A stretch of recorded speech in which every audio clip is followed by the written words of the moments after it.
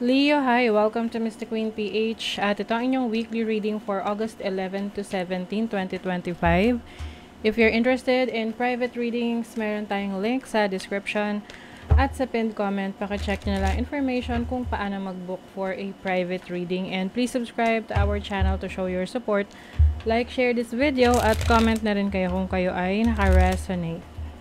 Ayan, meron tayong 50% discount sa tarot reading services natin from August 15 to 31. So, kung gusto nyo mag-avail, yung link nasa description. Ayan. Paalala lang na yung reading na to ay general reading lang. So, just take what resonates. So, let's begin, Leo. Uy, may confusion. Tignan natin. What's the energy for Leo? August 11 to 17, 2025. Okay, this is your overall energy, challenge, opportunity, and the blessing. Nako. Okay, and then bottom of the deck is the Tower. So, merong shake-ups, changes. May mga bagay na mabubuwag para sa pagsisimula. Kaya lang yung iba sa inyo, maaring hindi pa kayo handa for this new beginning, maaring nandun pa kayo sa point na pwedeng in denial, no, na things are changing for you. Ayan, no, Seven of Wands. Maaring, alam mo yung tipong you are being asked na to try new things or umalis sa sitwasyon na meron ka ngayon. Oo. And to explore other opportunities. Kaya lang maaring nandun pa kayo sa point na hindi pa kayo ready or akala nyo lang hindi pa kayo ready. With the Seven of Swords as your challenge, as your overall energy, maaring may mga betrayals or may mga nagkaroon kayo ng trust issues with the people na akala nyo ay matutulungan kayo or akala nyo these people are going to support you, give you assistance na kailangan ninyo. But it seems na hindi. So, tingnan natin. What is the Seven of Swords? Kasi betrayal of trust ito eh. What is the Seven of Swords? The Star. Healing. Okay, so kahit may ganitong experience for you, you have the Star. This is the time for you to heal from that. Focus on yourself. Huwag mong hayaan na ma-distract ka nitong mga panloloko or mga bagay na ginawang mali sa inyo ng ibang tao. You have other opportunities to explore. With the Fool, this is about a new beginning na maaring magsisimula. Para sa'yo, kailangan mo lang maglakas ng loob para gawin to. Take some risks, okay? Yung iba rito can be a career path na gusto mo nang subukan, kaya lang parang natatakot ka, baka hindi yon maging effective sa'yo or it will not work out for you. What is the Fool? The Two of Swords. Merong pagdidesisyon na kailangan gawin. Kasi yung iba sa inyo, ang challenge is hindi kayo makapag-decide kung you are willing to take the plunge. Kumbaga, you are willing to take that step or you are willing to take the risk. Your opportunity is the Devil. This is about releasing your old habits na hindi na nakakatulong para sa iyong pag-unlad, para sa iyong paglago. What is the Devil? The Eight of Swords. Some of you, no, medyo parang natatrap kayo dito sa cycle na paulit-ulit sa buhay ninyo na maaring parang gusto nyong gawa ng paraan, pero sa totoo lang, it's time to, try new things and explore.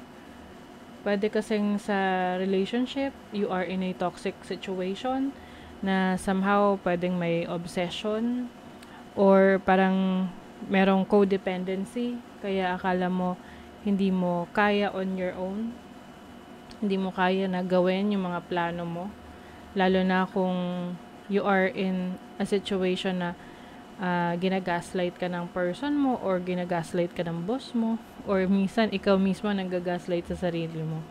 So So, meron kasi ditong energy of self-sabotage. Okay? So, ngayon, nasa sayo yan if you are willing na umalis sa ganyang situation. That is your opportunity to clear your mind, to clear your head, no? Your blessing is the Four of Cups. I think marirealize mo rin kung ano yung iba pang oportunidad sa paligid mo. Kasi ayan, no, merong magdadala ng opportunity for you. And kung ano man yung mga bagay na pinoproblema mo sa ngayon, maaring ito ay masusolusyonan mo this week kung ibabaling mo yung attention mo sa ibang bagay. What is the Four of Cups? Kasi parang merong solusyon eh. Andyan na yun eh. Andyan na yung opportunity for you. Kailangan mo na lang tong bigyan ng pansin. You have the Five of Cups. Five of Cups is about regrets. This is about crying over spilled milk. So, sabihin nun, wala na yung opportunity. Talagang, ano pa rin, nagdudwell ka pa rin doon. Yun pa rin yung iniisip mo. Whereas, merong ibang cups for you na available para subukan. Pero, hindi mo siya napapansin kasi nakafocus ka dun sa mga nawala na. So, your blessing is the moment na bigyan mo ng atensyon yung ibang oportunidad sa paligid mo, saka darating yung mas maraming blessing sa'yo. So, kailangan mas maging aware ka or mas maging sensitive ka sa mga bagay na nangyayari sa paligid mo kasi maaring meron ka nang namimiss na opportunity. So, let's see yung energy ng money, career, finances para sa'yo. Money, career, finances. For Leo.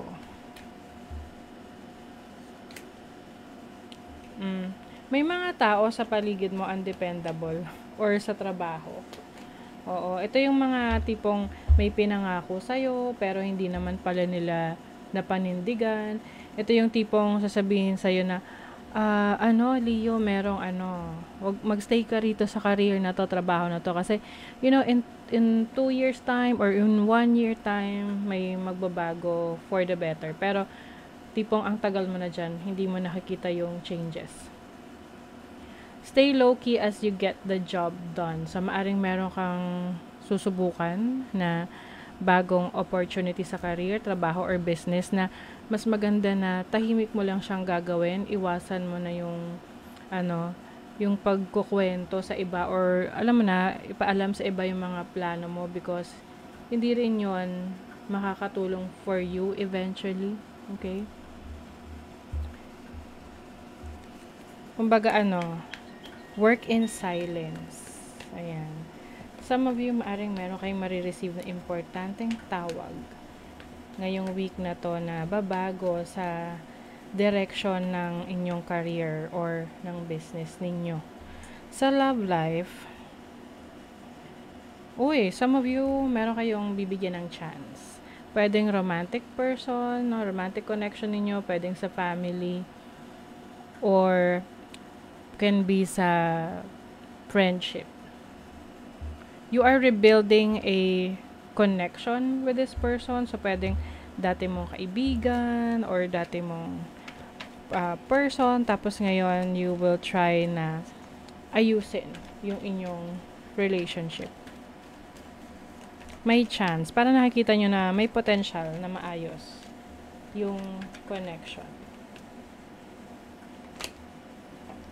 You have Mercury in Aquarius in the 11th house. Magkakaroon ka ng bright idea, no? Pwedeng ito'y idea for your personal projects, for personal development, pwedeng sa career mo, sa business mo, na meron kang maiimbento, no? So, pwedeng ito ay magiging very helpful para sa'yo for your day-to-day life or for your career or business. You have the Sun in Aquarius in the 11th house. Sun in Aquarius, this is leadership role, no? Maaring ikaw ay magiging leader or person in authority sa grupo nyo or sa community nyo or even sa workplace. You also have the Sun in Virgo in the 6th house. So, main issue or concern ninyo ngayong week na to yung kalusugan ninyo. So, mas mag-focus kayo sa pag-aayos ng inyong health. Maaring yung iba sa inyo kayo ay mas magiging busy sa pag-exercise or taking your vitamins, your supplements, doing self-care, practicing self-love, self-care, yung mga bagay na alam nyong makakabuti sa inyong sarili. Pwedeng as simple as having a massage, magpapaspa kayo, ganun. Abundance, wow. So, you are attracting abundance, Leo. Kaya, ano man tong mga bagay na kailangan nyo nang i-let go nyo na. Kasi if it's not really working for you, then there's a reason kung bakit hindi na yun nag-work for you dahil meron kang bagong source of abundance. Conflict. So, some of you are conflicted. Lalo na kung nasa comfort zone ka, na tipong, ito kasi yung nakasanayan ko na eh. So, may time na parang natatakot ka, na may baguhin, kasi nga, hindi ka familiar dun sa bago. But you know what? Whatever this is, tong bago mong papasukin, this is going, oh my God, this is going to bring success. Meron ng abundance, meron pang success. 'Di ba? So, ito na yung sign ninyo, Leo. Kung kayo naghahanap ng sign, kung ano ba ang gagawin nyo sa mga plano nyo, itutuloy nyo ba, mag-explore ba kayo, magta-try ba kayo ng bago, this is it. Oh my God. Oh, stepping into your power. Yes. Don't take a back seat in your story. It's time to step up. Wow. 'Di ba? So you are stepping into your own power, Leo, this week. So make things happen for yourself. Kaya mo 'yan. You have the confidence that you need. So that is your reading, Leo. Thank you so much. See you again.